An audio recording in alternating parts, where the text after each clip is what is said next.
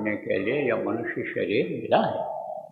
अब अगर आप ध्यान नहीं दोगे तो समय जीवन का निकलता चला जा रहा है जीने का, क्योंकि अब परिवर्तनशील संसार है, यहाँ बदलाव होता रहता है। अभी देखो जो समय है, आधा घंटा के बाद वो समय नहीं रहेगा। दिन है, रात आएगी, सुबह हो जाएगा, तारीख बदल जाएगी, समय बदल जाएगा। तो यहाँ बदलाव होता रहता है। इस धरती का विधान यही है, नियम यही है कि जो पेड़ यहाँ फलता है वो झड़ता है, जो आग जलती है वो बुझती है, और जो पैदा होता है वो मरता है। शरीर छोड़ने के बाद कोई कहे कि हम पढ़ाई कर लेंगे, हम कढ़ाई कर लेंगे, हम नौकरी कर लेंगे, हम व्यापार कर लेंगे, हम भजन भाव भक्ति कर लेंगे, हम गुरु खोज लेंगे, तो क्या यह संभव है? नहीं संभव है। मौत के बाद तो कर्म की सजा मिल जाती है। कहोगे कर्म क्या होता है? हाथ से, पैर से, आँख से, कान से जो भी काम आप अच्छा बुरा करते हो वही है कर्म। उसी को कर्म कहते हैं, और कर्म की सजा यहाँ मिलती है। कर्म प्रधान विश्व रच राखा, जो कृष्ण ने कहा पिछले जन्म में देखो, बोले 100 जन्मों का पीछे का तो मुझे याद है। बोले और पीछे का देखो, 106 जन्म के पीछे जो उनसे कर्म बन गया था उसकी वजह से उनको अंधा होना पड़ा। अब आपको कुछ पता है कि पिछले जन्म में भी हम कहीं थे? कहीं थे। कोटि जन्म जब भटका खाया, करोड़ों जन्मों में भटकने के बाद तब यह मनुष्य शरीर मिलता है। कोटि जन्म जब भटका खाया तब यह नर्तन दुर्लभ पाया, तब यह दुर्लभ शरीर मिला है। 1,84 भरम कर 84 लाख योनियाँ हैं, अंडज पिंडज जोड़ अष्टावरीय 4 खान हैं। इसमें भटकने के बाद गाय और बैल की योन पाने के बाद तब यह मनुष्य शरीर आदमी को मिला करता है। तो 1,84 भटक कर और पग में अटको आए, और अब की पासा ना पड़ा तो फिर 84 जाए, फिर उसी में कुत्ता बना करके छोड़ दिए गए। इधर उधर भटके फिरो, पानी न मिले तो प्यासे रह जाओ, हवा से जीभ निकाल निकाल करके नमी ले करके कुत्ते लोग जीते हैं। जहाँ पानी नहीं मिलता है भूखे रह जाते हैं। हड्डी एकदम से हड्डी में यह मांस चिपक जाती है। आप समझो, गर्मी पड़ रही है, अब पानी अगर कहीं नहीं है तो ये पक्षी तड़प तड़प करके मर जाते हैं। तो पक्षी बना दिए गए, आसमान में उड़ने वाले पक्षी बना दिए गए, समुद्र में पक्षी पैदा हो जाते हैं। आप देखो वो समुद्र पार करके किनारे नहीं जा सकते हैं, वो उसी में रहते हैं। तो अब समझो कि आप जंगल के पेड़ बना दिए जाओगे और 50-50 साल तक खड़े रहोगे, अपने आप कहीं आ जा नहीं सकोगे। तो यह है 84 लाख योनि। अब की बार अगर चूक गए, मौका मिला है तो फिर उसी में जाना पड़ेगा, 84 लाख योनियों में जाना पड़ेगा। इसलिए मौका अच्छा है, खोज लो किसी को और खोज करके अपने कर्मों को कटवा लो। देखो एक दिन सब लोग माँ के पेट में थे, उल्टे टंगे हुए थे, अधोमुखी ऐसे थे, पैर ऊपर था सिर नीचे था, और मुंह कहाँ था? वहीं मलमूत्र के पास, जहाँ से मलमूत्र बनता है, इकट्ठा होता है फिर बाहर निकलता है, वहीं मुंह था। बराबर बदबू आती रहती थी, माँ के पेट की आग तपाती रहती थी। तब उस प्रभु से प्रार्थना करते रहते थे, अब प्रभु कृपा करो यही भांति, सब तज भजन करो दिन राति। या प्रभु दया करो, दया करो, दया। तो दया तो किया उसने, कहा जाओ, दिन रात रट लगाए रहते हो, तो एक बार मौका देता हूँ, जाओ, हाथ पैर आँख कान तुम्हारा हम ठीक से बना दे रहे हैं, लेकिन इससे केवल शरीर के चलाने का ही काम मत करना, समय निकाल लेना, खाने का भी इंतजाम कर लेना, कपड़े का भी इंतजाम कर लेना, घर भी रहने के लिए बना लेना, बाल बच्चे हैं उनकी देख रेख कर लेना, माता पिता की सेवा कर लेना, आए गए का स्वागत सत्कार सब काम तू करना। जो जो काम दुनिया का है अच्छा काम सब काम करना तू, लेकिन हमारे इस मानव मंदिर को तो साफ सुथरा रखना, इसको गंदा मत करना। देखो प्रेमियों, बच्चों और बच्चियों, एक बाहर की गंदगी होती है, एक अंदर की होती है। कि जैसे बाहर ये लटरन लग जाए, यानी आप समझो बदन में कीचड़ लग जाए, मिट्टी लग जाए, तो आप समझो कहते हो कि इसको धो दें, साफ कर दें, ये शरीर गंदा हो गया। ऐसे अंदर में गंदगी पड़ी रहती है, अंदर में भी गंदगी जमा होती है। तो अंदर में गंदगी ये जो खाते हो उसकी कहाँ जमा होती है? शरीर के निचले हिस्से में, यहाँ पेट के निचले हिस्से में। और जो कर्म करते हो आज़ाद कर दिया उसने, हाथ से अच्छा काम करो, बुरा काम करो, पैर से अच्छे काम के लिए जाओ, बुरे काम के लिए जाओ, आज़ाद हो। आपको इस वक्त पर सज़ा नहीं मिल रही है। इसीलिए बहुत से लोग कहते हैं भाई अत्याचार करता है, अन्याय करता है, यह लूटता है, यह ठगता है, और देखो इसका मकान बनता चला जा रहा है, गाड़ी एक की जगह चार चार दरवाजे पर खड़ी हो गई है। लेकिन ये समझ लो कि ज़्यादा दिन नहीं चलता है। अत्याचार, अन्याय, ठगी, झूठ ये ज़्यादा दिन नहीं चलता है। और ऐसा समय आता है, आप आँख फैला करके देख लो इसी समय, कि जब उनके पास धन था और उनका नाम था, तब आप ये समझो टूटी उनकी जिनकी बोलते थे, अब उनके पास कुछ नहीं रह गए, सड़कों पर आ गए। करोड़पति लखपति सड़कों पर आ गए। तो सब दिन हो न एक समान। जब तक अच्छे कर्म रहते हैं, अच्छा कर्म भी कुछ करता रहता है, तब तक उसका चलता रहता है। लेकिन ये लोभ लालच बढ़ता चला जाता है, और उसी में अन्याय अत्याचार जब करने लग जाता है, तब ये लक्ष्मी धन हट जाती हैं, तब गरीबी आ जाती है और कर्म खराब हो जाते हैं जब, तब आप ये समझो कि सज़ा मिलने लग जाती है, कुदरती सज़ा मिलने लग जाती है। आदमी का जो नियम बनाया हुआ है, कानून बनाया हुआ है, उस कानून उस नियम से कोई भले बच जाए, लेकिन कुदरत का जो नियम है, प्रकृति का जो नियम है, उससे इंसान नहीं बच सकता है। तो आप ये समझो कि हाथ पैर आँख कान ये दिया अच्छे काम के लिए दिया, आँख कान और इस शरीर के अंगों को अच्छे काम में लगाना चाहिए। अब जैसा मैंने आपको बताया कि पिछले जन्म में भी कर्म किए थे, अब वो कर्म कैसे खत्म होंगे? वो तो पीछे पीछे लगे हुए हैं, जिनको संचित कर्म कहा गया है। और सत्संग मिलता नहीं है। सत्संग वचनों को सुनते हो, एक कान से सुनते हो, दूसरे कान से निकाल देते हो, तो वो शरीर से और भी कर्म बनते चले जा रहे हैं, बुरे कर्म बनते चले जा रहे हैं। अब वो इकट्ठा होते चले जा रहे हैं। तो ये जो जीवात्मा है, ये एक तरह से गंदे कर्मों से ये घिरी हुई है और काले कारनामों से घिरी हुई है। इसलिए बिल्कुल कौवा की तरह से, कौवा जैसे काला होता है। लेकिन जब सत्संग मिल जाता है और सत्संग के वचनों को सुन करके अमल करने लगते हैं, तब फिर वही कौवा हंस बन जाता है। सत्संग सुनने से देखो, जैसे मैंने कहा, बदलाव आ जाता है। संतों के पास जाने से दया कर देते हैं, बदलाव आ जाता है। आप समझो कि यानी तमाम लोग बदल गए, जैसा मैंने आपको बताया।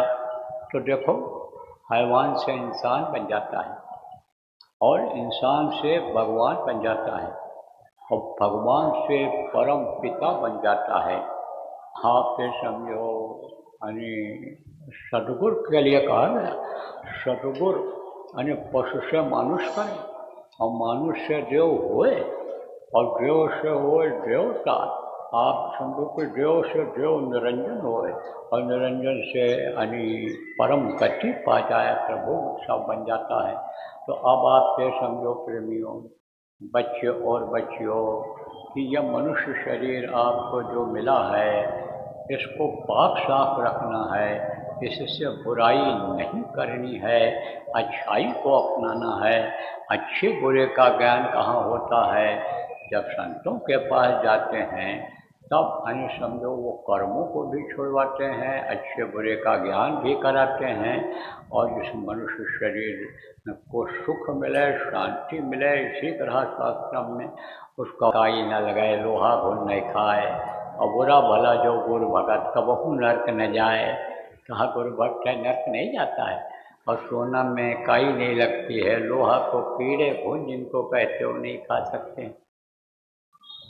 तो यह सब यह सारी चीज़ है। और सतगुरु मिलन, सतगुरु शरण जिसको कहा गया, सतगुरु का मिलना ही मुश्किल है इस समय। लेकिन ये दुनिया में कोई चीज़ की कमी नहीं है, जिस चीज़ को खोजोगे वो चीज़ मिलेगा।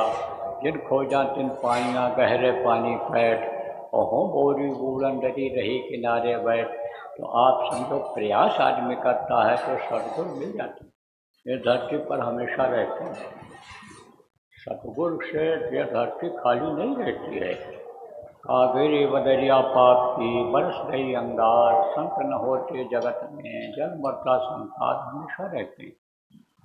आप ये समझो प्रेमियों, जब अत्याचार, अन्याय, पापाचार, दुराचार कम होता है तो एक जगह बैठ कर के जीवों की संभाल करते रहते हैं, और जब यही चीज़ जब बढ़ जाती है तब आप ये समझो घूम घूम करके लोगों को बताते हैं, समझाते हैं कि भाई तुमको इधर उधर भटकने की ज़रूरत नहीं है, मुझको कहाँ ढूंढो बंदे, मैं तो तेरे पास में। इसी मनुष्य शरीर में भगवान का दर्शन होता है, और भगवान का दर्शन अगर तुम पालो, इसी मनुष्य शरीर में खुदा का दीदार फकीरों ने कहा होता है।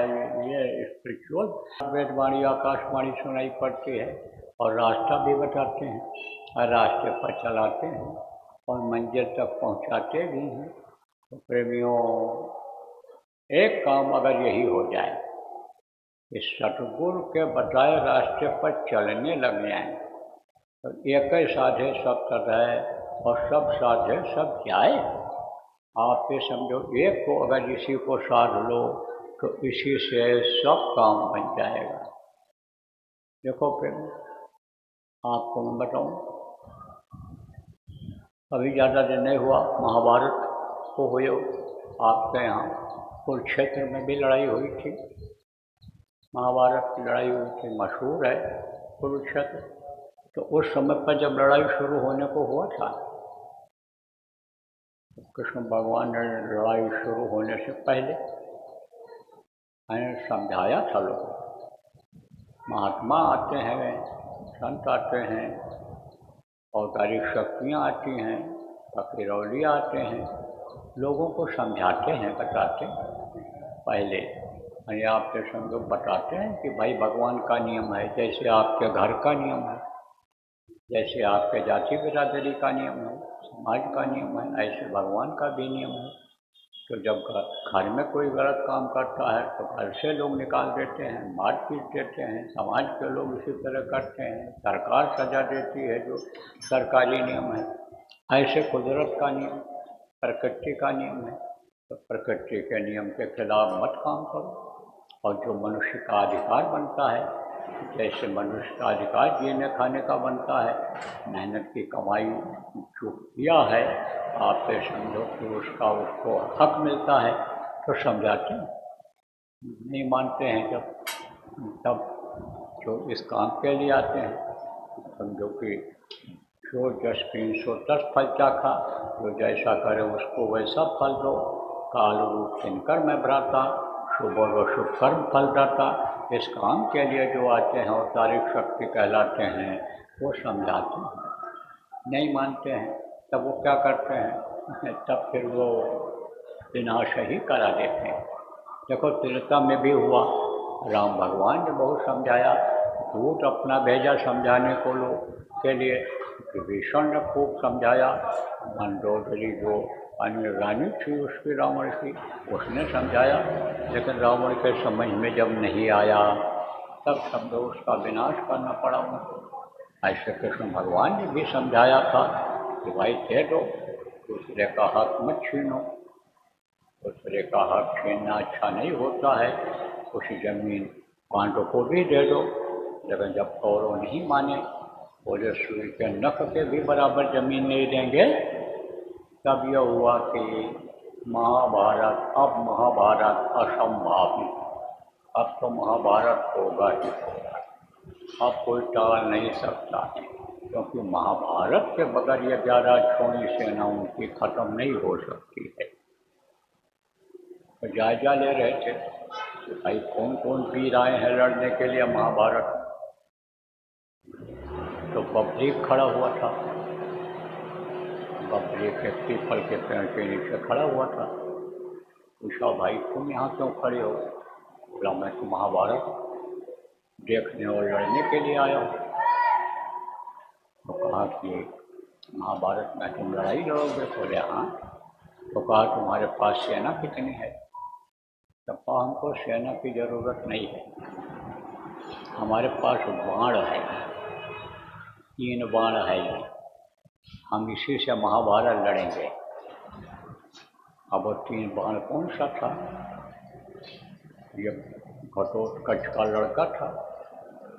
आपके समझो घटोत्कच का यह लड़का वो भी वीर था, क्योंकि वो भीम का लड़का था। अभी आप समझो भीम का पोता था, यह तरह से समझो। तो इसने तपस्या किया था। देखो प्रेम, आप जो नामदारी हो, कहते हो कुछ करना न पड़े, जैसे भोजन कोई ना बनावे और खाए भी ना कोई मुँह में ला के रख दे, तो ऐसे कौन करे? मेहनत तो हर काम के लिए करना पड़ता है। दिन भर मेहनत करते हो, मजदूरी करते हो, और फिर जो मिलने का वो जल्दी नहीं मिलता है। और यह ऐसी ठोस चीज़, यह ऐसा दौलत जो साधना में मिलता है, ऐसा धन मिलता है कि जो यहाँ भी आपके काम आवे और मरने के बाद भी काम आवे, तो ऐसा सेंट ले जाएगा? ऐसे नहीं मिलता है, कुछ करना पड़ता है। कोई भी देखो देवी देवता जिन पर आप विश्वास करते हो, उनके लिए कुछ उपाय करते करते हो, मेहनत करते हो, चलते फिरते हो, कहीं आते जाते हो, तो कहते हो हमारे आने जाने से फल मिला। ऐसे ही यानी उसने शक्ति को खुश किया, और जब खुश किया तब उसने वरदान मांगा कि हम अगर समझो कि कहीं भी लड़ाई तो हम विजयी हो जाएं, आकाश पाताल और कहीं भी लड़े तो हम विजयी हो जाएं। तो उसके पास 3 बाण था, अमोघ बाण जो खाली नहीं जाता है, और उस बाण की विशेषता भी थी। अभी आपको पता चल जाएगा, बता रहा हूँ तो समझ जाओगे क्या विशेषता थी। तो कहा कि ये 3 बाण हैं हमारे। कृष्ण से कहा उसने, बबरी को। कृष्ण ने कहा तू इसी से महाभारत लड़ेगा? बोला, एक एक बाण हमारे कमाल दिखाएंगे। अच्छा, क्या कमाल दिखाएंगे? अभी भी तो कुछ दिखा सकता है। बोला, दिखा दूंगा। आप क्या कमाल दिखाएगा? तो बोला कि देखो, एक तीर मैं अभी छोड़ने जा रहा हूँ, और पीपल के ऊपर जितने पत्ते हैं सबको नट्ठी करके, और यह बाण नीचे आ जाएगा, और ज़मीन पर जो सूखे गीले पत्ते पड़े हैं उनको भी नट्ठी करके और फिर मेरे पास वापस आ जाएगा। तो कृष्ण ने कहा ठीक है, छोड़ो बाण। तो एक पत्ते के ऊपर पैर रखकर कृष्ण खड़े हो गए, और दूसरा एक पत्ता अपनी मुट्ठी में ले लिया। बोले, देखें हमारे पास कैसे आता है। चूँकि बाण वो भी परदानी था, ऊपर गया और पत्ते को नट्ठी किया, और फिर ज़मीन पर आया। ज़मीन पर जितने पत्ते थे सबको नट्ठी कर लिया। फिर कृष्ण के पैर की तरफ बढ़ा, तब बब्बरीक चिल्लाया, पैर हटाओ नहीं तो पैर भी नट्ठी हो जाएगा। पैर हटा लिया उस पत्ते को नट्ठी करके, और फिर इनके हाथ की तरफ तीर बढ़ा। तब फिर चिल्लाया, मुट्ठी खोल दो नहीं हाथ भी चला जाएगा, और उस पत्ते को नट्ठी करके वापस आ गया। तब कृष्ण ने कहा, भाई ये वीर का लड़का वीर खानदान का है, और ये सिद्धि करके यानी समझो कि ये ताकत प्राप्त कर ली है। आप समझ लो कि जैसे सोने में सुगंध हो जाए उस तरह से हो गया है। तो भाई पूछा तो जाए, इससे लड़ेगा किसकी तरफ से? पूछा, क्या ये बता कि तू लड़ेगा किसके तरफ से? बोला, जो हारेगा उसी की तरफ से लड़ेंगे हम। कृष्ण ने कहा, भाई ये बलवान भी है और हथियार भी इसके बड़े चोखे हैं, और हारेंगे तो कौरव, जब कौरव की तरफ से जब लड़ेगा तो हम और ये दोनों आमने सामने हो जाएंगे और लड़ाई बड़ी लंबी हो जाएगी। 18 दिन में हमको ख़त्म करना है, तो फिर ये बहुत लंबी लड़ाई हो जाएगी। तब बोले, ये बता कि तेरे अंदर और कोई विशेषता है? कृष्ण ने कहा, तेरे अंदर और कोई विशेषता है? कहा, मैं दानी हूँ। क्या चीज़ दान करते हो? मेरे पास कोई चीज़ रहती है, कोई मांगता है, मैं दे देता हूँ। मुझे भी दोगे? आपको भी दे दूँगा। अरे मुझे भी दोगे? दे दूँगा। अरे आप मुझे भी दोगे? मांगूंगा जो। अरे दे दूँगा बाबा, दे दूँगा। 3 बार जब कहलवा दिया। पहले का नियम बड़ा सरल था, और जब सरल नियम था तब ये छूटा छाटी नहीं होती थी कि ऐसे लड़का लड़की हाथ मिलाए शादी कर लिया। अब बस 2 घंटे में बिगाड़ हो गया। कुछ लड़की ने बोल दिया, लड़के ने और कुछ बोल दिया, या लड़का कुछ बोल दिया तो डाल तो मैं पात, बस झगड़ा हो गया, बस तुरंत छूटू छोटा हो गया। लेकिन ऐसे नहीं छूटता है। तलाक के मुकदमे चलते हैं, दहेज के मुकदमे चल जाते हैं, अरे घर से भी देना पड़ जाता है, जूतियाँ घिस जाती हैं मुकदमाबाजी करते करते। पहले ऐसा नहीं था। ऐसे अक्षत लेते थे, फूल लेते थे, दूबा लेते थे, और ऐसे दे देते थे, कन्या का हाथ पकड़ा देते थे बर से, लड़के से, और वो लेकर चला जाता था, जिंदगी भर साथ निभाता था।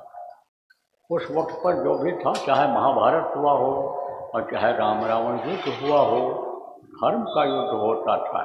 ये लुका छुपी नहीं होता था। ये जो पॉलिसी समय पर चल रही है कि भाई नौजवानों के चरित्र को गिराओ, नौजवानों को नंगी तस्वीरें दिखाओ, परोसो, आप समझो मोबाइल में, आप समझो प्रेमियों की या नशे की आदतों में जुट कर जो कोई लायक न रहें, यह सब नहीं कह होता था उस समय। तो अब आप ये समझो कि कृष्ण ने कहा, भाई यानी समझो कि इससे इसको परास्त किया जाए, अभी से इसको जड़ यानी इसको रास्ते से ही हटा दिया जाए। तो कृष्ण ने कहा, अच्छा तो तू मुझे देगा? उसने कहा, हाँ दे दूँगा, दान दे दूँगा आपको। तो कृष्ण ने कहा, तू अपना सिर मुझे दान में दे दे। बोला, ठीक है। यह वो भूमि है कि प्राण जाए पर वचन न जाई, रघुकुल रीत सदा चली आई। यहाँ प्राण निकल जाए लेकिन कोई वचन दे देता था, पूरा पालन करता था। मूछ का एक बाल निकाल करके गिरवे रख करके आदमी 1,50,000 रुपया ले आता था। देने वाले को ये विश्वास था कि हमारा रुपया ये समय पर वापस कर जाएगा, क्योंकि इसने अपनी मूछ का एक बाल गिरवी रख दिया है। तो कहा, ठीक है, वचन दे दिया है तो सिर्फ तो दे दूँगा, लेकिन आप एक वरदान हमको दे दो, हमको महाभारत देख लेने दो। बोले, ठीक है। पहाड़ के ऊपर से रखवा दिया, पूरा महाभारत देखा। अब जब महाभारत खत्म हुआ, अर्जुन के अलावा और किसी को पता नहीं था कि महाभारत पहले ही हो चुका है। महाभारत तो पहले ही कर दिया था कृष्ण ने। कहा था अर्जुन से महाभारत शुरू होने से पहले, उठाओ गांडियों, चलो मैदान में। बोले यहाँ सब काका चाचा नाना मामा खड़े हैं, इनको मार करके मैं अधोगति प्राप्त नहीं करूँगा, मैं बाण नहीं चलाऊँगा, धनुष नहीं उठाऊँगा। अरे बोले, कृष्ण बोले इतना दिन हो गया तुमको मेरे साथ रहते हुए और तुम हमको पहचान नहीं पाए। तो वो किसमें देखते थे कृष्ण को? हड्डी और मांस के शरीर में देखते थे। ऐसे लोगों ने संतों को भी देखा। हड्डी और मांस के शरीर में संत रहे, या हमारे गुरु महाराज जिनकी ये तस्वीर लगी हुई है, यह भी मनुष्य शरीर में थे। और आज भी आप जो गुरु महाराज के नामदानी हो, मनुष्य शरीर में ही उनको समझ रहे हो, अंदर में उनका दर्शन आपने नहीं किया। जो युक्ति बताया ध्यान लगाने का, जब ध्यान लगाते अंदर में गुरु के रूप को देखते, गुरु की महिमा को भी समझते, तब आपको विश्वास होता। अब आप कहोगे भाई कैसे गुरु दिखाई पड़ते हैं, कैसे विश्वास होता है? जैसे रानी इंदुमती को विश्वास हुआ, कबीर साहब की शिष्या थी, उनसे नामदान लिया और साधना किया। जब देखा अंदर में कि सचखंड में बैठे हुए हैं, यही सब कुछ कर रहे हैं, यही दुनिया चला रहे हैं, सबको खिला रहे हैं, तब बोली कि आप हमको मृतलोक में बता दिए होते कि मैं ही सब कुछ हूँ, तो मुझको इतनी मेहनत क्यों करनी पड़ती? तब कबीर साहब ने कहा तुझको विश्वास न होता, तू कहती हाड़ मांस के शरीर में इतनी कहाँ ताकत हो सकती है, इसलिए तुझको मैंने युक्ति उपाय बताया और रास्ता बताया, रास्ते पर चलाया और ला करके तुझको ये जलवा दिखाया। बोल तेरी मदद किया कि नहीं किया? तब चरणों पर गिर पड़ी और बोली आपकी मदद के बगैर तो मैं एक कदम आगे नहीं बढ़ सकती थी। कदम कदम पर आपने मदद किया। जब मेरी आत्मा पिंडी शरीर में थी तो आपने मदद किया, अंडी शरीर में आई तो आपने मदद किया, और हम अंडी शरीर में जब आई तो आपने मदद किया। और उसके बाद तो मानसरोवर में स्नान करने के बाद तो आपने कुछ पीछे ही लगा करके और यहाँ तक पहुँचा दिया। तो संतों की महिमा अनंत, अनंत किया उपकार, लोचन अनंत उघाड़िया, अनंत दिखावनहार। इसीलिए कहा गया कि ये बहुत बड़ा उपकार करते हैं संत जो इस धरती पर आते हैं, यही बंदी छोर होते हैं। क्यों? क्योंकि बंधे हुए हो सब लोग, बंधे तुम गाढ़े बंधन। पहला बंधन पड़ा देह का, दूसर तिरिया जान, तीसर बंधन पुत्र विचारो, चौथा नाटी मान। और नाटी के कहूँ नाटी हो वह को कौन ठिकान, और धन संपत्ति और हाथ हवेली, यह बंधन क्या करूँ बखान। 14 15 17 रसरी बांध दिया तो है बहुवितान, और मरे बिना तुम छूटो नहीं जीते जिंदर। अब इस बंधन से निकलोगे कैसे? कौन निकालेगा? जो बंदी छोर होगा वही निकालेगा। आपको सत्संगियों नामदानियों जितने बैठे हो उपाय बता दिया गया कि जब भी ध्यान लगाओ, सुमिरन करो, भजन करो, ये जो बंधन है इसकी तरफ मत देखो, मत समझो कि दिमाग दौड़ाओ। यह सब उस पर छोड़ दो, बीवी बच्चे धन संपत्ति यह सब उस पर छोड़ दो कि जो सबको खिलाता देता है, पैदा होने के पहले माँ के स्तन में दूध भर दिया करता, उस पर छोड़ दो।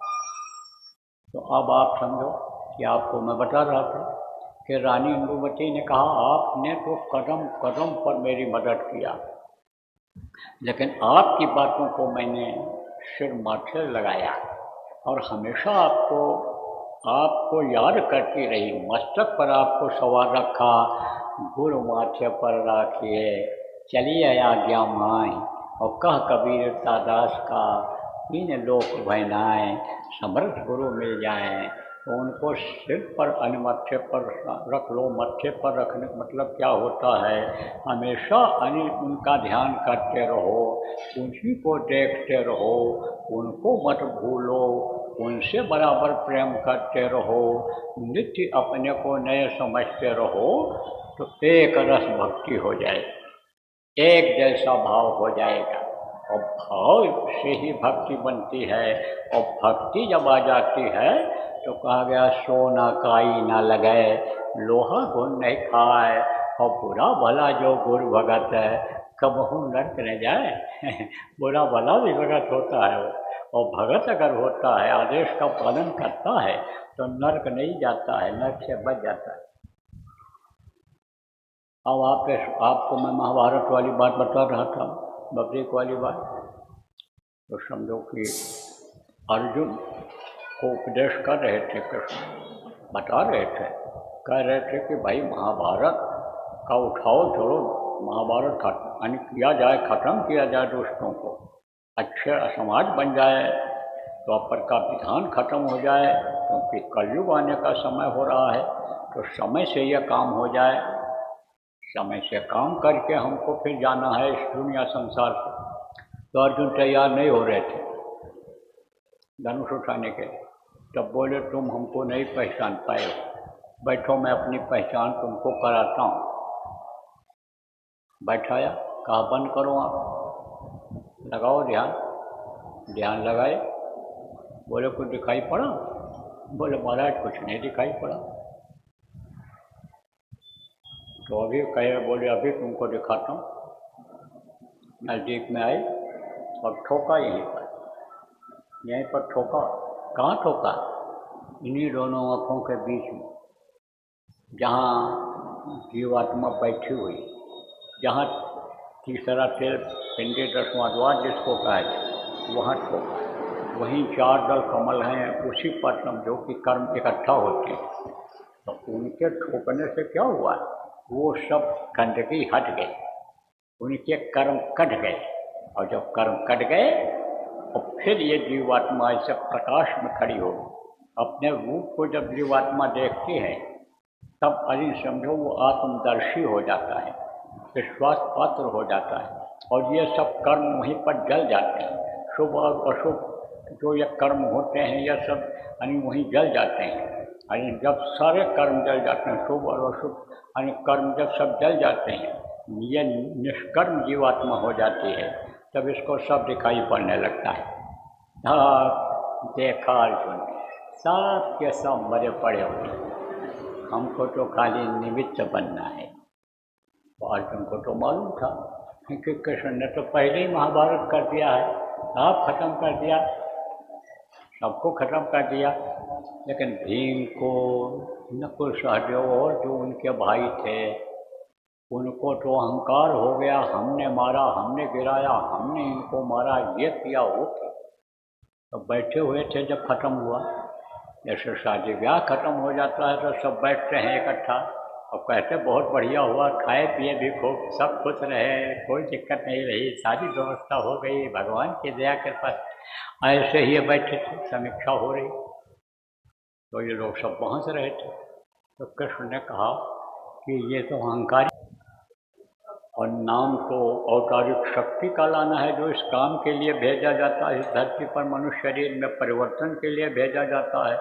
नाम तो उसका होना चाहिए, तभी तो कोई आगे बढ़ेगा, काम करेगा।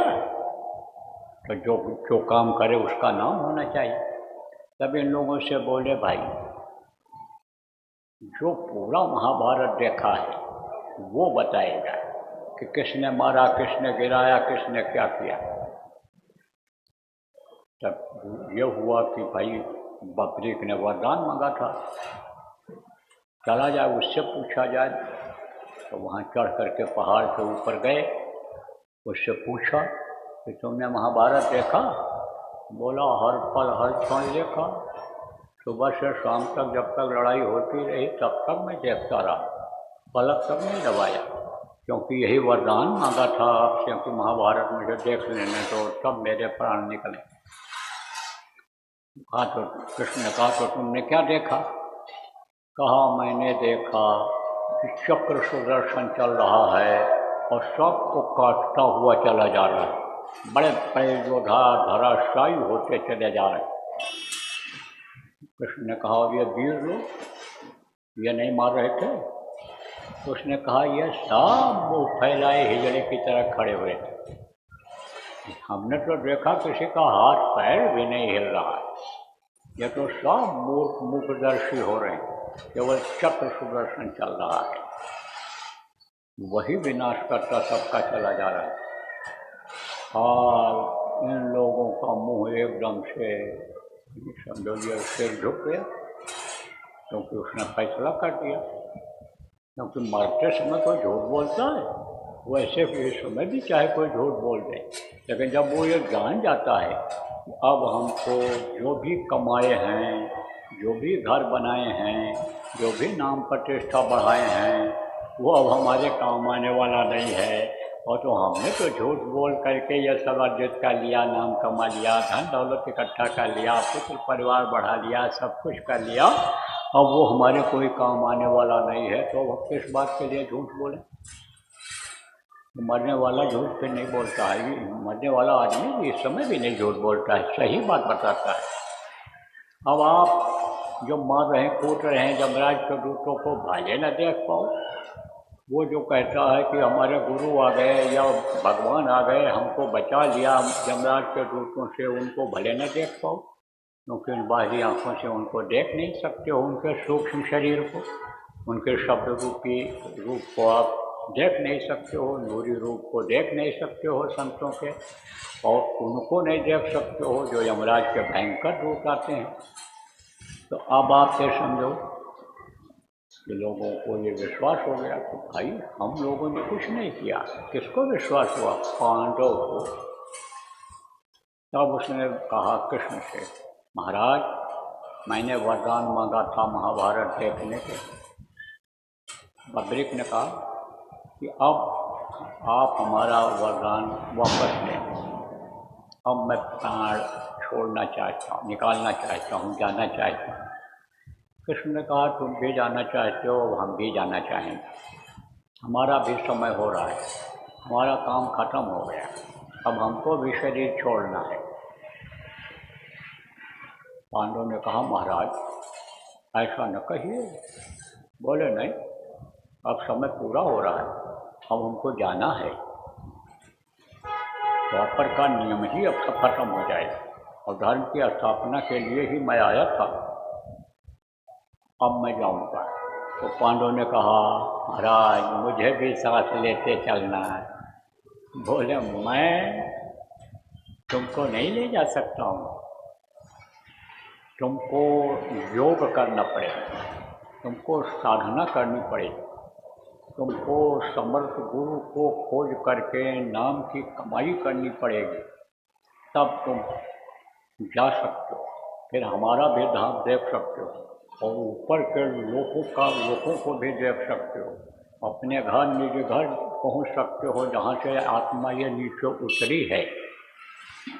उन लोगों ने कहा महाराज सारी जिंदगी तो मैं आपके साथ लगा रहा, इसी उम्मीद में रहा कि जब आप चलेंगे हमको लेते चलेंगे, लेकिन अब आप आखिरी वक्त पर बुढ़ापे में यह बात कह रहे हो।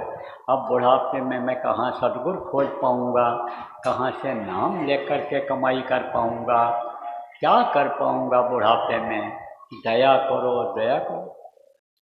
जो टूक जवाब दिया।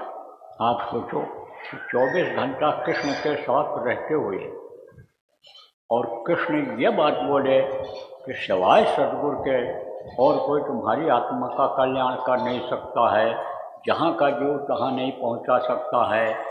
तो अब आप सोचो कि कृष्ण को जिसने देखा भी नहीं अपनी आँखों से, वो अगर पूरा भरोसा कृष्ण पर कर ले कि हमारी आत्मा का उद्धार हो जाएगा, तो इसको क्या कहा जाएगा ये आप खुद सोचो। मैं आपको बता रहा था कि भाई एक ही साधे सब सके। जैसे उसने 3 बाण को साध लिया था, वरदान में मांग लिया था, ऐसे ही कोई ऐसा उपाय मिल जाए कि जिससे लोक बन जाए और परलोक बन जाए। लोक बनाना किसको कहते हो आप?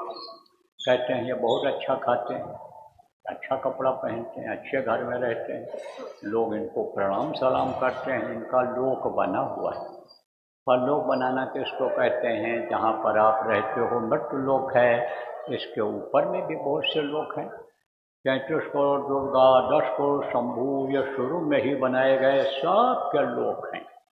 देवलोक जिसको कहा जाता है, आज समझो अंडी रचना जहाँ पर है, ये पिंडी रचना यहाँ की है मृतलोक की, वहाँ की अंडी रचना है, उसके ऊपर ब्रह्मांडी रचना है। आप समझो कि बहुत से लोग हैं, अरे एक दो हैं। आप समझो ये हवा, पवन देवता, सूर्य देवता, आप ये समझो कि अग्नि देवता, आप समझ लो प्रेमी आकाश देवता, ये सब देवता ही हैं। ये सब जो देते बरसाते हैं, जो काम इंसान नहीं कर पाता है वो काम होता है। कहते हो भगवान ने ये काम किया तो वो देवता हैं, ये सब करते हैं, इनके सबसे लोक हैं। आप समझो इंद्र का लोक है, यमराज का लोक है, आप समझो कि शिव का लोक है, ब्रह्मा का लोक है, विष्णु का लोक है, आद्या महामाया दुर्गा जिनको लोगों ने कहा है उनका लोक है, इनके पिता ईश्वर का लोक है, ब्रह्म लोक, पार ब्रह्म लोक, सतलोक, अलग लोक, अगम लोक, अनम, बहुत से लोक हैं। तो जाओ वहाँ भी आना जाना शुरू हो जाए, आप ये समझो उसका परलोक बनाना कहते हैं। तो आप ये समझो वो उपाय मिल जाए, वो चीज़ ऐसी मिल जाए, कौन सी ऐसी चीज़ मिल जाए जिसके लिए कहा गया कि समझो कि नाम रसायन पीजिए, यह औषधि है दांव, फिर पीछे पछताएगा जब चला चली हो जाओ। नाम रसायन को, नाम को रसायन बताया गया। रसायन क्या चीज़ होता है? आयुर्वेदिक में एक दवाई होती है, किसी को दस्त आ जाए, किसी को बुखार हो जाए, दवा खिला दोगे आराम मिल जाएगा, लेकिन बुखार से, दस्त से आई हुई कमजोरी उस दवा से नहीं जाती है। लेकिन एक रसायन होता है, कई दवाओं को मिला करके बनाते हैं। एक जैसे आपके एलोपैथिक में यानी समझो मिक्सचर होता है, कई दवाओं को बना करके घोल करके पिलाते हैं। वाइकोमिक में कॉम्बिनेशन होता, होम्योपैथिक में कॉम्बिनेशन होता है, ऐसे ही रसायन होता है। तो कहा नाम रसायन पीजिए, यह नाम जो है वो रसायन है। इसी से यह कैसा दे सकते हैं, नाम की कमाई अगर हो जाए, नामी अगर मिल जाए, जो जिनके मुंह से नाम निकलता रहता है उनका अगर दर्शन हो जाए, तो जो इच्छा कीन्ही मन माही, और हर प्रताप कह दुर्लभ नहीं। जिस चीज़ की इच्छा करो वो चीज़ हाजिर हो जाती है। जैसे हनुमान जी ने इच्छा किया कि हम उड़ करके चले जाएं, संजीवनी ले आए, उड़ करके चले गए, पहाड़ उठा कर लाना हुआ, तो इच्छा किया हम बारी भरकम शरीर हमारा हो जाए, ले आओ, ऐसे हो जाता है। तो ये कैसा दे कहा गया सब साथ। तो वो नाम है कौन सा? कहोगे भाई के 100 करोड़ नाम, लाख नाम कृष्ण के, कौन सा ऐसा नाम? वो नाम है जो आदि काल से चला रहा है। ये नाम जितने भी नाम बाकी मुँह से लेने वाले हैं, ये देहधारियों के हैं। देहधारी किसको कहते हैं? जो मनुष्य शरीर में आए हैं और कमाई किए हैं, जिनके अंदर ताकत आ गई है अंदर में, ये सब उनके नाम हैं। लेकिन ये जो नाम पहले का है, जिसको जो 5 नाम बताया जाता है, ये कब का है? ये जब से धरती आसमान बना तब से है।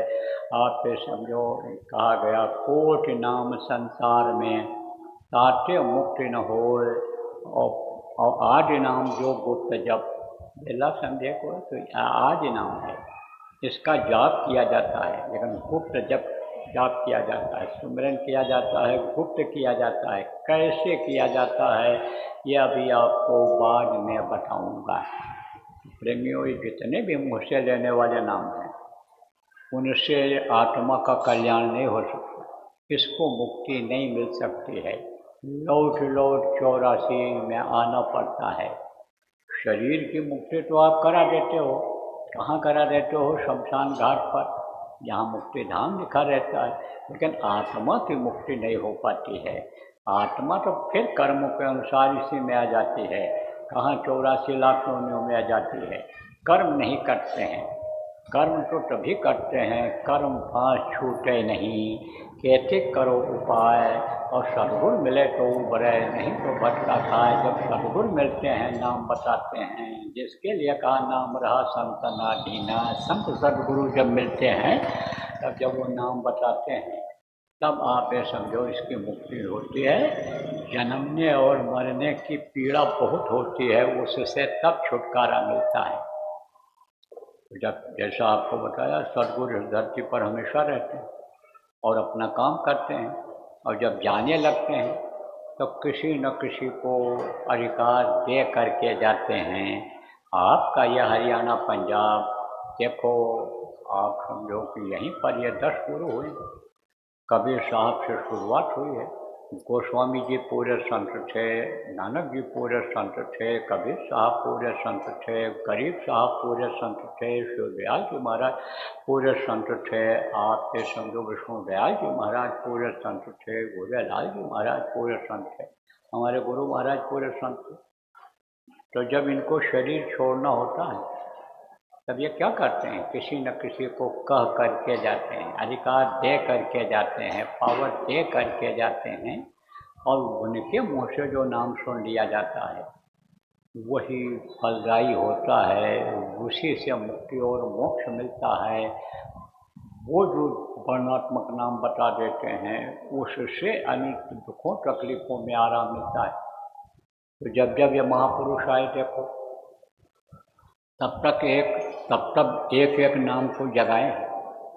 त्रेता में राम नाम में ताकत थी, द्वापर में कृष्ण नाम में ताकत आई, जब कलयुग आया तो सतसाहब नाम में शक्ति आई, कबीर साहब ने जगाया, वाहेगुरु नाम में शक्ति आई, नानक जी के समय में राधा स्वामी नाम में शक्ति आई, शिवदयाल जी महाराज ने जगाई। ऐसे ही जय गुरु नाम हमारे गुरु महाराज ने जगाया। इसमें पूरी ताकत थी, वो तो चले गए जगाने वाले, लेकिन जय गुरु नाम में आज भी शक्ति पावर पूरी की पूरी भरी हुई है। अगर आप यकीन करोगे, विश्वास करोगे, मुसीबत में बोलोगे, तकलीफ में बोलोगे, जब आप हर तरफ से निराश हो जाओगे बोलोगे और ये आपको फायदा कराएगा, जान बचाएगा, तब फिर आपको पक्का विश्वास हो जाएगा। लेकिन एक बार तो आपको विश्वास करना ही पड़ेगा। जैसे डॉक्टर के पास कोई जाता है दवा लेने के लिए तो विश्वास के साथ जाता है कि ये हमारे रोग को ठीक कर देंगे, दवा समय समय पर खाता है। ऐसे जो चीज़ बताई जाए उसको अगर आप कर ले जाओगे तो फिर आपको जय गुरु नाम पर पक्का विश्वास हो जाएगा। तो कहते हैं कि जब आदमी दुखी होता है तो दुख में भगवान भी नहीं याद आते हैं। बात तो सही है।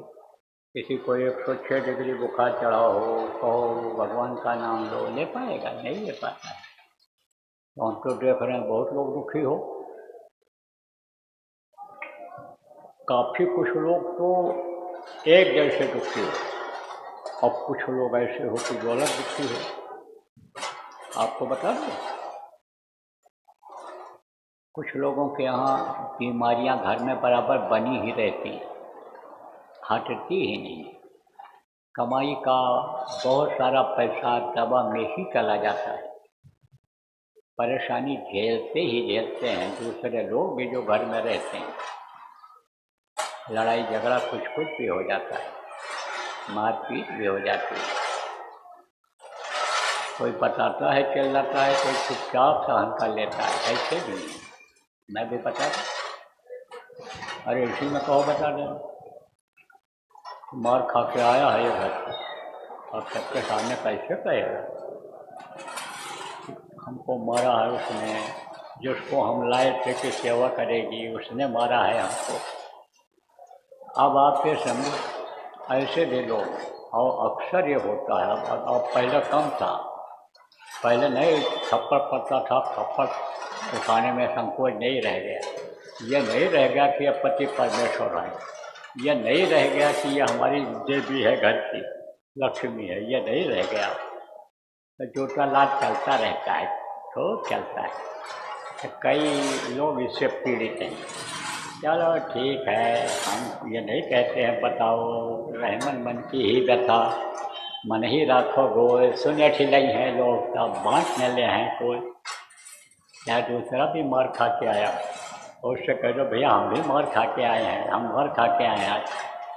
तब ये न कहेगा भाई जमाना वो यही आ गया, क्या किया जाए, ध्यान नहीं रखा माता पिता ने, वो चड्ढी बनियान पहनने वाली लड़की से शादी कर दिया है, पढ़ा लिखा लड़का से हमको शराबी का साथ हमको दिला दिया, हमारे पिता ने शादी कर दिया। ये कोई नहीं कहता है अपनी कि भाई हमारी बीती भी यही है, लेकिन ये अक्सर हो रहा है। अब आप ये समझो कि कोई इससे दुखी है और किसी के पास बाहर से कोई दिक्कत नहीं है खाने पीने रहने की, लेकिन मानसिक तकलीफ है, नींद नहीं आती।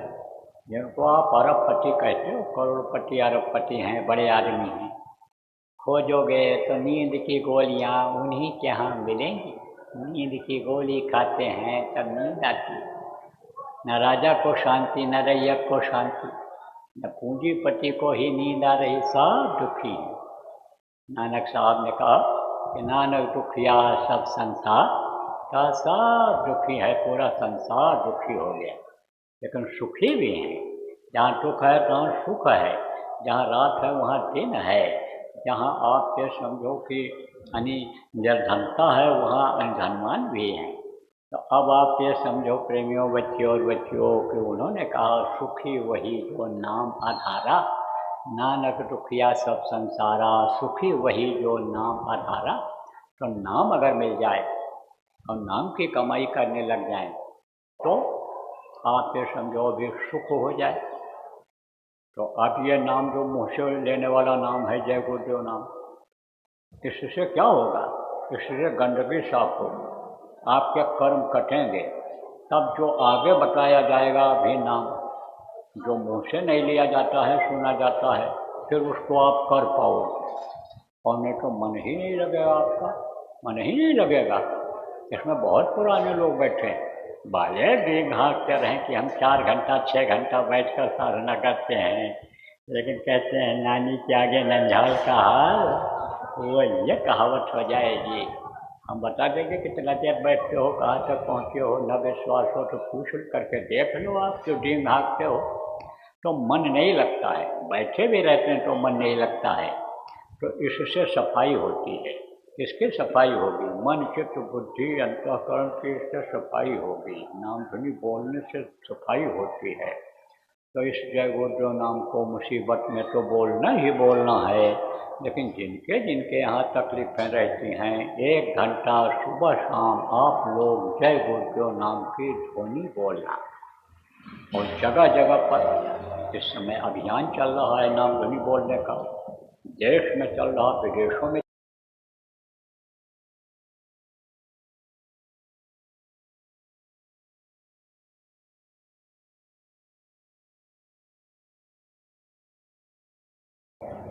लेकिन वो भी नाम ध्वनि बोल रहे हैं, वो भी साधना शिविर 15-15 दिन की लगा रहे हैं, अखंड साधना शिविर। जहाँ जहाँ मैं गया विदेशों में, करीब 15-16 देशों में, सब जगह वहाँ पर लोग कर रहे हैं। जो जो आप करते हो, जो जो यहाँ होता है, सब वहाँ हो रहा है, और बल्कि वो आगे रहते हैं। आप भले पीछे रह जाओ, क्योंकि आप अपने को पुराना समझने लगते हो, और जबकि गुरु महाराज सत्संग में कहा करते थे हमेशा अपने को नया समझना चाहिए, नया समझ करके सत्संग सुनना चाहिए, नया समझ करके भाव प्रेम करना चाहिए, भक्ति लाना चाहिए। तो गुरु की बातों को भूल जाते हो, तो ज़्यादातर लोग, आप जो पुराने लोग हो वही धोखा कर, उन्हीं के घरों में तकलीफ़ें मिलेंगी ज़्यादातर। नया आदमी आता है, उसको बता दो, करने लगता है, आराम मिल जाता है, पुराने लोग रोते ही रहते हैं। वही अभी जब हम निकलेंगे इधर से तब वही घेरेंगे चारों तरफ पुराने लोग। नए लोगों को एक बार बता दो, विश्वास के साथ करने लगते हैं। तो ये सबसे बड़ी भूल और भटक आप लोगों की है, इसी में फंस जाओगे। आप समझो समय निकल जाएगा जीवन का जीने का, तो मरने के बाद जैसा कहा कुछ नहीं कोई कर सकता है, उस समय तो कर्मों का हिसाब हो जाएगा, और कर्मों के हिसाब से आपको सजा मिल जाएगी। तो ये जय गुरुदेव नाम की ध्वनि बोलना रहेगा। कैसे बोलना रहेगा? अखंड नाम धुनी इस समय चल रही है। अभी जब यह कार्यक्रम समाप्त हो जाए तब आप लोग बैठ करके मीटिंग कर लो, सब लोग जितने लोग आए हो, और देख लो कि अखंड नाम धुनी हमारे यहाँ कहाँ कहाँ हो सकती है, और उसकी जिम्मेदारी आप लोग ले लो और अखंड नाम धुनी कराओ और करो भी आप लोग। तो कम से कम 4 घंटे का, और ज़्यादा कर सको आप, या एक जगह 4 घंटे खो जाए, वहाँ 24 घंटे खो सकता है, तो 24 घंटे का कर लो। कोशिश करो ज़्यादा से ज़्यादा जगहों पर नाम धुनी हो जाए। नाम धुनी अगर ये हो जाएगी तो आने वाला समय में लोगों को राहत मिल जाएगी, क्योंकि आगे का समय विनाशकारी, और बचे वही जो नाम आधारी, जो नाम जिसके मुंह से निकलेगा वही बचेगा। बाकी तो देखो ये गुरु पूर्णिमा हो जाने दो, अभी होने जा रही गुरु पूर्णिमा 27, 28 और 29 जुलाई को जयपुर में होने जा रही है।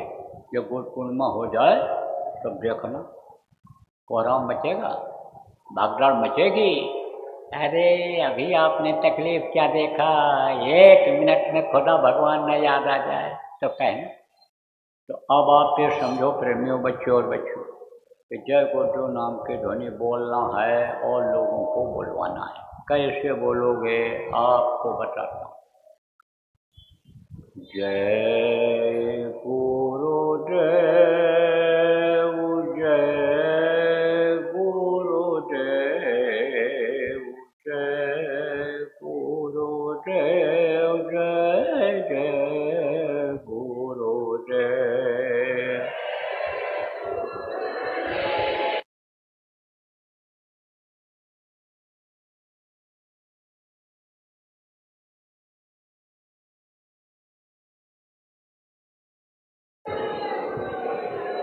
जय गुरुदेव, जय गुरुदेव, जय गुरुदेव, जय जय गुरुदेव।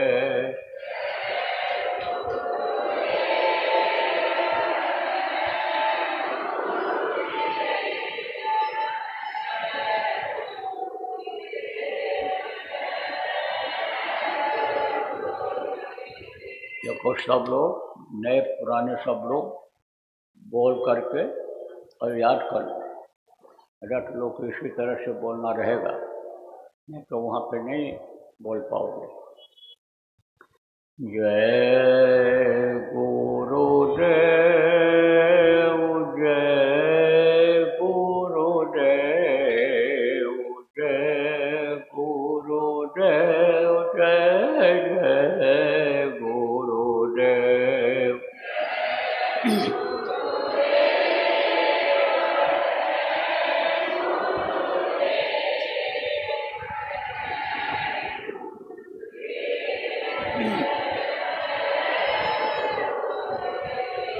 इसी तरह से बोलना रहेगा। तो ये तो हो गया मुँह से लेने वाला नाम। अब आपको बताऊंगा जो सुना जाएगा। तो ये है 5 नाम। अब जिसका नाम होता है उसका रूप होता है, उसका स्थान होता है, उसकी आवाज़ होती है। जैसे आपका नाम है और आपका रूप ये चेहरा है, और आप कहीं रहते हो आपका स्थान है, और आप जो बोलते हो आपकी आवाज़ है। ऐसे ये 5 धनी, इनका नाम है, इनका रूप है, इनका स्थान है, इनकी है आवाज़। तो वो मैं अभी आपको बताऊंगा, रटाऊंगा, याद कराऊंगा। जितना भी आप याद कर सको याद कर लेना। जो ना याद हो पावे उसका लिखा हुआ कागज यहीं अभी आपको सत्संग के बाद मिल जाएगा, ले लेना। ना मिल पावे तो पुराने लोगों से पूछ करके लिख लेना, और जब याद हो जाए तब कागज को फाड़ करके कहीं सुनसान जगह पर फेंक देना। बताना मत किसी को, और लिख कर भी नए आदमियों को मत देना, और रिकॉर्ड करके भी किसी को मत सुनाना, नहीं तो उसका कोई फायदा नहीं होगा और आपका होगा नुकसान। ये कहेंगे कि हमारी इज्जत नहीं किया, बेइज्जती कर दिया, लुटा दिया, हमको बता दिया लोग। तो किसी को भी बताना नहीं रहेगा। अब 3 चीज़ और समझो आप। माला जपने का नाम सुमिरन, दूसरा है ध्यान, आँख से देखने का नाम ध्यान और कान से सुनने का नाम है भजन। सुमिरन, ध्यान और भजन। आपसे समझो प्रेम बच्चों और बच्चियों कि जब अभी आपको ध्यान लगाना बताऊंगा और आप आँख बंद करके ध्यान लगाओगे, अभी भजन करना आपको बताऊंगा और जब आवाज़ सुनने की कोशिश करोगे आपको आवाज़ ऊपर की सुनाई पड़ेगी, तब खुश हो जाओगे और खुश होकर के दूसरों को बताने लगोगे। जैसे बताओगे वैसे ही बंद हो जाएगा और जब बंद हो जाएगा तब फिर रोना आएगा, रोगे, तड़पोगे। जैसे मीरा तड़पती थी, रात दिना मोहि नींद न आवे, भावे अनन पानी, ऐसे ही तड़प जगती है। इसलिए बताना मत किसी को, कुछ भी दिखाई सुनाई पड़ेगा। अब 3 चीज़ और समझो, 3 आँख, 3 कान और 3 नाक। देखो, जो आँखें बाहर हैं, इससे बाहर की चीज़ दिखाई पड़ती है और यह आँख अंदर जीवात्मा में है। जीवात्मा यहाँ बैठी है, परमात्मा के अंश है, यहाँ पर दिखाई पड़ती है। सबसे ऊपर है, यहाँ दोनों आँखों के बीच में सुराख है, उसी सुराख से दिखती है वो। तो अब आप ये समझो कि जीवात्मा ही शरीर को चलाती है, एक आँख उसमें है, उससे ऊपरी लोगों की चीज़ें देखी जाती हैं और इन बाहरी आँखों से बाहर की चीज़ें दिखाई पड़ती। 2 कान ये बाहर, इससे बाहर की आवाज़ सुनाई पड़ती और यह कान अंदर जीवात्मा में है। एक कान जीवात्मा में है, उससे जिसको अनहद वेदवाणी आकाशवाणी कहा गया, ये चीज़ तो प्रचलन में आया है क्योंकि ये ऋषि मुनियों ने सुना है। लेकिन वो जो गिरा सचवाणी गुरुवाणी जिसको संतों ने कहा है, जो भंग और सतरूपा को सुनाई पड़ा था, जिसको गिरा कहा गया था, आप ये समझो कि जैसे हृष्ट पुष्ट तन भय सुहाए, उनके शरीर यानी जो एकदम सूख गए थे वो हृष्ट पुष्ट हो गए थे। आप ये समझो कि उधर रंग हुए जब उड़ आई, यानी उड़ माने अंदर में वो आया, यानी श्रवण रंग हुए जब उड़ आया, वो आवाज़ जब सुनाई पड़ी, समझा, तब जैसे उससे वो हृष्ट पुष्ट हुए थे वो आवाज़ है, तो उससे सुनाई पड़ता। इससे अंदर के कान से, जीवात्मा के कान से। तो 2 कान बाहर, 1 कान अंदर, 3 कान और 2 नाक बाहर, 1 नाक अंदर जीवात्मा। एक सुराख के दाहिनी तरफ है, एक बाईं तरफ है, यह है नाक। यही शरीर को चलाता है। शरीर के अंदर की रचना अलग है, उसको आप देख नहीं सकते हो, वो अलग ढंग से बना हुआ है। इसमें 72,000 नाड़ियाँ, लाखों की संख्या में नसें हैं। ऐसी ऐसी नसें हैं कि जिनको आप इन आँखों से देख नहीं सकते हो। इसीलिए ऑपरेशन से बचा जाता है। जब न चले तब ऑपरेशन कराया जाता है, क्योंकि ऑपरेशन में पतली नसें जब कट जाती हैं, डॉक्टर उनको मशीन से भी नहीं देख पाता है, जोड़ नहीं सकता है, तो जुड़ती नहीं है तो सिस्टम बिगड़ जाता है, बीमारी और बढ़ जाती है। तो अब आप फिर समझो खट चक्र हैं, 6 चक्र चलते रहते हैं, शरीर को चलाते हैं। 10 प्रकार के प्राण हैं, वो शरीर को चलाने में, मल मूत्र त्याग करने में, भोजन को अंदर में पचाने पकाने में, ये सब काम करते हैं। तो ये नाक क्या करता है, प्राणों को हवा देता है, हवा में से हवा लेकर के प्राणों को दे देता है और प्राण ये चलते रहते हैं। तो एक नाक से एक बार में अच्छी हवा अंदर जाती है, दूसरे नाक के सुराख से गर्म हवा, गंदी हवा अंदर की बाहर निकलती है।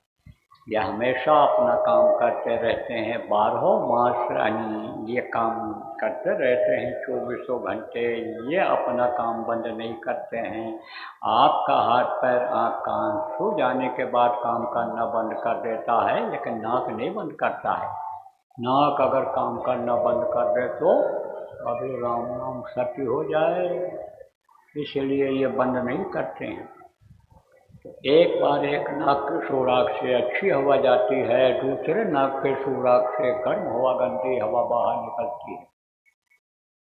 जहाँ गंदगी है, ऊपर के लोक में गंदगी नहीं है, तो जहाँ गंदगी रहती है वहाँ बदबू रहती है। इन दोनों नाकों से बदबू और खुशबू दोनों मिलती है, और ऊपरी लोक में जो यानी खुशबू है वो अंदर वाले नाक से मिलती है। 3 आँख 3 कान 3 नाक, सुमिरन ध्यान भजन 3 चीज, 5 नाम 5 रूप 5 स्थान 5 की आवाज़, ये मैंने आपको बताया। अब आपको दूंगा नामदान, लेकिन नामदान देने के पहले आपको यह भी कहूँगा कि भाई ये खून को बेमेल आप मत करना। आजकल बीमारियाँ ज़्यादा जो बढ़ रही हैं उसका मुख्य कारण एक यह भी है कि जो चीज़ आदमी खाता है उसी का खून बनता है। अनाज खाओगे, फल फूल खाओगे, उसका खून बनेगा। मछली खाओगे, अंडा खाओगे, किसी जानवर का, पशु पक्षी का मांस खाओगे तो उसका खून बनेगा। खून जब बेमेल हो जाता है तब बीमारी आ जाती है। जैसे आपके शरीर का ठंडा ठंडा खून है, कोई चीज़ आपने खा लिया, आप समझो कि जिससे अंदर में गर्मी पैदा हो गई, ठंडा अगर यानी गर्म खून है, ठंडी चीज़ खा लिया ठंडा, तो बुखार आ जाता है नहीं आ जाता है, दस्त होने लगता है कि नहीं होता है। ऐसे ही समझ लो आप। तो ऐसी चीज़ों को मत खाना कि जिससे यह मानव मंदिर गंदा हो जाए। गंदी जगह पर कोई पूजा पाठ कबूल नहीं होता है। मिट्टी और पत्थर का मंदिर बनाओ, मस्जिद बनाओ, गुरुद्वारा बनाओ, वहाँ कोई मुर्दा मांस ले जा कर के डाल दे तो कोई पूजा पाठ मेहमान ज़्यादा करता है? नहीं करता है। तो इसको पाक साफ रखना। किसी भी पशु पक्षी का मांस इसके अंदर में मत डालना, अंडा मत डालना, मछली मत डालना। आप समझो इसके अंदर में ऐसी कोई नशे वाली चीज़ को मत डालना कि जिससे आप समझो बुद्धि ही खराब हो जाए, बुद्धि ही न सोच विचार कर सके कि हम क्या करने जा रहे हैं। देखो कुछ हल्के नशे होते हैं, उससे आदमी होश में रहता है, लेकिन कोई शराब पी ले, गांजा पी ले, अफीम खा ले, कोकीन हीरोइन खा ले, तमाम अभी समय पर पाउडर चल गए, नशे वाले गोलियां चल गई, विदेशों से सप्लाई हो रहा है यहाँ नौजवानों को बर्बाद करने के लिए। तो उसको अगर कोई खा ले तो आप फिर समझो माँ बहन की पहचान रह जाएगी। वो कुछ भी कर सकता है, बाप को मारते, बेटा को मारते, औरत को मारते, औरत नशे में हो पति को का कत्ल करते, कोई भरोसा है। ऐसे नशे का सेवन आप मत करना। बाकी आप आज़ाद हो, आपको न घर छोड़ना है, न ज़मीन जायदाद छोड़ना है, न बाल बच्चों को छोड़ना है, गृहस्थाश्रम में ही रहो। है तो आपके पास अच्छा खाओ, है तो अच्छा पहनो, अच्छे घर में रहो। जो काम आप करते हो जिसमें जीव की हत्या नहीं होती है उस काम को मेहनत और ईमानदारी से करो कि जिससे आपकी बरकत हो जाए। लेकिन ये चीज़ें जो मैं आपको बता रहा हूँ, जो आपका लोक भी खराब करेगा, परलोक भी खराब करे, ऐसी चीज़ों को आप यहीं छोड़ जाओ। यही आपकी होगी दक्षिणा। कहोगे बाबा आए हमको दे नहीं पाए, बाबा को क्या दोगे? हमको तो देने वाले का बड़ा लंबा हाथ है, वो तो जब देने लगता है तो हार ही नहीं मानता है। हमारे गुरु महाराज देते हैं। धरणी जहलो देखिए सब लोग धरणी जहलो देखिए सब लोग रहे बेकार, अताता केवल सदगुरु देख न माने हाथ, वो हमको देते हैं। आप क्या दोगे? हम क्या मांगे आपसे? लेकिन दक्षिणा देना है तो यही चीज़ दे दो, बुराइयों को छोड़ जाओ। अब मांस मत खाना, मछली मत खाना, अंडा मत खाना, शराब मत पीना, और दूसरी औरत के साथ बुरा कर्म मत करना, बच्चियों दूसरे पुरुष के साथ बुरा मत करना। बाकी आप आज़ाद हो, हजम कर सको 4 रोटी की जगह 40 रोटी खा लो, हजम कर सको सब। नहीं तो बुढ़ापा है, हाजमा कमज़ोर है तो 1 रोटी का भूख रख के तब खाना। यह भी बताते हैं संयम और नियम का पालन करना। संयम और नियम क्या है? कम खाओ, कम खाओ, तो सुखी रहोगे। आप ये समझो खिलौना न बना लो कोई चीज़, बच्चा पैदा करने का ही एक निशाना बनाओ, ये नहीं कि आप समझो उसी में उलझे रहो दिन रात। तो सब कुछ करना, गृहस्थ आश्रम का जो है धर्म है उसका पालन करना, लेकिन 3 घंटा समय निकालना इस कमाई के लिए। कौन से नशे के लिए? जिसके लिए कहा नानक साहब ने, भांग बखोरी सुरापान उतर जाए प्रभात, और नाम खुमारी नानका चढ़ी रहे दिन रात, नाम की कमाई के लिए। यह नाम की कमाई का नशा जब चढ़ेगा, जब सुमिरन करोगे, ध्यान लगाओगे, भजन करोगे, उसका नशा जब सवार हो जाए, तो सूर श्याम काली कमली पर चढ़ लड्डू जो रंग, जैसे काले कंबल पर दूसरा रंग नहीं चढ़ता है, ऐसे आपके ऊपर फिर कोई रंग नहीं चढ़ेगा। कोई नशा समझो करने की इच्छा आपकी नहीं होगी, या गंदी चीज़ों को खाने पीने की इच्छा नहीं होगी। फिर उस समय भाव बदल जाएंगे, विचार बदल जाएंगे। इन्हीं औरतों को जिनको आप अपना औरत समझ करके बात करते हो, इन्हीं को माँ बहन समझ करके बात करने लगोगे। बच्चियों, जिनको आप गलत नियत से बात करती हो, उन्हीं को भाई पिता समझ कर बात करने लगोगे। तो करके देखो, एक यही करके देख लो ना। तो अब आपको दूंगा नामदान, जो नाम मैं बोलूँगा आप सब लोग बोलना, और जब मैं बोलना बंद कर दूंगा तो आप भी बोलना बंद कर देना। और अब आप लोग अपना अपना मोबाइल बंद कर दो। अब मोबाइल बंद करो बच्चे, रिकॉर्ड कर रहे थे आप, लेकिन अब रिकॉर्डिंग नामों को मत करना, नहीं तो आपका नुकसान होगा। पुराने लोग दोहरा लो, दोहराने में कोई दोष नहीं है, क्योंकि गुरु महाराज हमको बसीरतगंज उन्नाव में कह करके गए थे, जब पुरानों की संभाल करेंगे हम मेरे को नामदान देंगे। पुरानों की भी संभाल करता रहता हूँ, हमारे लायक जो रहता है सबकी मदद करने के लिए तैयार रहता हूँ। कोई हमको दुश्मन भी माने, लेकिन हमको उसको आत्मा चूँकि परमात्मा की अंश है उसकी वजह से, और कोई गुरु महाराज का नाम नहीं तो उसकी वजह से हमको सबसे प्यार करते हैं। और हमको तो यही है कि भाई हो सके तो सबकी मदद कर दो, आप जितना कर सको। अब यह है कि जो जैसा ले पाता है ले लेता है मदद।